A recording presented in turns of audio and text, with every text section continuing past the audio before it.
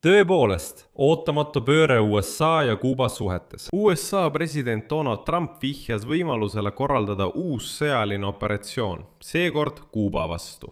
USA president tuletas kõigile meelde, et Ameerika sõjavägi viis juba läbi eduka operatsiooni Venezuelas ja võttis seal kinni Nicolas Maduro. Hiljem ütles Trump, et peagi saabub päev, mida ameeriklased on oodanud 70 aastat. Nagu ta ütles, saab see olema uus koidik Kuuba jaoks. Aga paljud küsisid, miks Trump just sel hetkel jälle Kuubat meenutas, kui tal pole veel sõda Iraaniga lõppenud. Ja siis ilmusid sensatsioonilised uudised.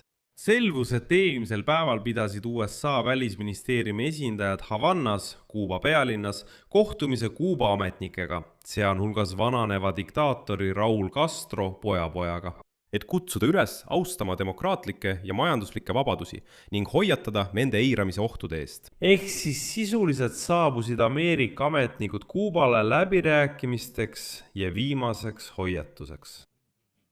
Samal ajal hakkasid USA äkitselt lubama Kuubale igasuguseid hüvesid, kui Kuuba muutub Ameerika-meelseks. Minu nimi on Aleksei Pitši, arutame seda teemat koos. Aga enne kui alustame seda saadet, palun tellige kanal, pange like, kirjutage selle saate alla ükskõik milline kommentaar ja liituge minu Telegrami kanaliga. Selle link on selle video kirjanduses. Täna sai teatavaks, et USA riigidepartemangu esindajad sõitsid Kuubale, Havannasse, et kohtuda sealsete Kuuba ametnikega. Sealhulgas kohtusid nad ka vananeva diktaatori Raul Castro pojaga, et kutsuda üles austama demokraatlikke ja majanduslikke vabadusi ning hoiatada USA nõuannete eiramise ohtude eest. Veelgi enam, lisaks piitsale pakkus USA delegatsioon välja ka präänikut. Näiteks abi internetiühenduse taastamisel Starlinki satelliitside kasutuselevõtu kaudu.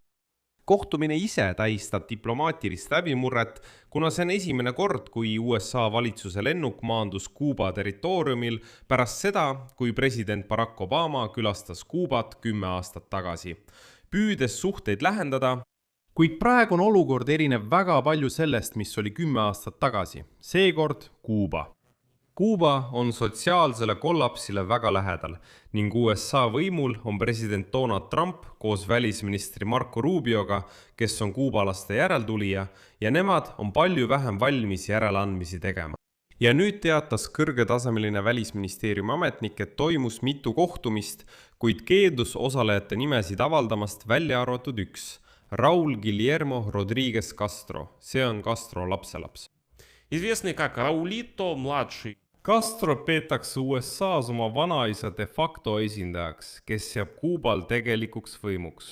Ja nüüd, läbirääkimiste tulemusena, nagu kirjutab Axios, veensid Ameerika ametnikud Castro režiimi, et, tsiteerin, Kuuba majandus on vabalanguses ja et saare valitseval eliidil on vaid väike ajavahemik, et USA toetusel läbi viia võtmetähtsusega reformid, enne kui olukord pöördumatult halveneb. Ja siis väidetavalt ei saa enam keegi aidata. Kuid lisaks Starlinki ligipääsu pakkumisele ja vajadusele reformida Kuuba majanduse riigikorraldust, kinnitasid USA välisministeeriumi esindajad ka Ameerika Ühendriikide pikaajalist poliitikat, mis toetab Kuuba suhtes kehtestatud embargo kaotamist. Ja see on huvitav hetk. Ei maksa arvata, et USA-s on äkki unustatud Kuuba vanad patud. Näiteks on USA valmis Kuuba suhtes kehtestatud embargo tühistama, kuid ainult siis, kui Kuuba maksab kompensatsiooni USA elanikele ja korporatsioonidele, kelle varad ja omand konfiskeeriti saarel pärast 1959 aasta revolutsiooni. Poliitvangide vabastamine on samuti kohustuslik tingimus. Ja mis oluline, Kuuba rahvale tuleb tagada suuremad poliitilised vabadused, mis lõpuks hõlmavad ka vabu ja õiglasi valimisi. Aga minu arvates on Kuuba peamine probleem USA jaoks see, et Kuuba teeb koostööd Hiina ja metsikute venelastega. Allika sõnul on Ameerika ametnikud väljendanud muret selle üle, et välisriikide luure, sõjalised ja terroristlikud rühmitused tegutsevad Kuuba valitsuse loal, vähem kui 100 miili kaugusel USA territooriumist. Lõpuks, ilma et nad oleksid Kuuba ametnikke otseselt ähvardanud, andsid USA samuti selgelt mõista, et Trumpi valitsus ei luba katastroofi saarel, mis asub 90 miili lõuna pool Key Westi. Ühe Valgemaja ametniku sõnul president Trump on otsustanud võimalusel saavutada diplomaatilise lahenduse, kuid ei luba, et saar muutub tõsiseks ohuks riigi julgeolekule, kui Kuuba juhid ei taha või ei suuda tegutseda. Ja selleks, et seda retoorikat toetada, asus Donald Trump ise avalikult küsimusi esitama. USA president vihjas võimalusele korraldada uus sõjaline operatsioon, seekord Kuubal. USA president tuletas meelde, et Ameerika sõjavägi viis juba läbi eduka operatsiooni Venezuelas ja võttis seal kinni Nicolas Maduro ning hiljem ütles Trump, et peagi saabub päev, mida ameeriklased on oodanud 70 aastat. See on, tsiteerin, uus koidik Kuuba jaoks, sõna-sõnat. Ja väga varsti see Trumpi suur jõud viib päevani, mida on oodatud 70 aastat. Seda nimetatakse uueks koidikuks Kuuba jaoks. Me kavatseme aidata Kuubat. Meil on palju suurepäraseid Kuuba ameeriklasi. Miamis on palju kuubalasi, keda on julmalt taga kiusatud, kelle pered on tapetud ja vägivalda kogenud. Aga Donald Trumpi selline kindlus võib juba lähiajal proovile sattuda. Nagu te teate, lasi ta juba ühe tankeri Venemaa naftaga Kuubale läbi, kuigi ähvardas täieliku blokaadiga. Hiljem ütles, et tal pole selle vastu midagi. Ja täna sai teatavaks, et tanker Universal, mis on USA sanktsioonide all, liigub praegu üle Atlandi ookeani Kuuba poole, pardal Venemaa last. Laev lahkus Venemaa Vistina sadamast ja 6. aprillil lahkus ta Balti merelt sõjaväekorvett Sobrazitelnõi saatel. Kahju, venelased ei saa uhkustada, et nad on samasugused nagu korvett. See oli lihtsalt nali.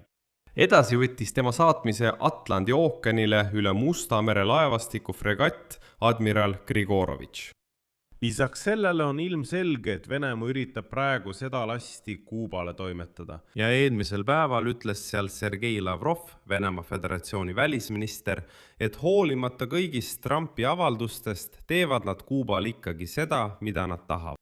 Lühidalt öeldes saadab Venemaa sõjalise eskordiga sanktsioonide all oleva tankeri Kuubale ja esitab sellega ilmselget väljakutse Donald Trumpile. Vaatame, kas ta teeb üldse midagi.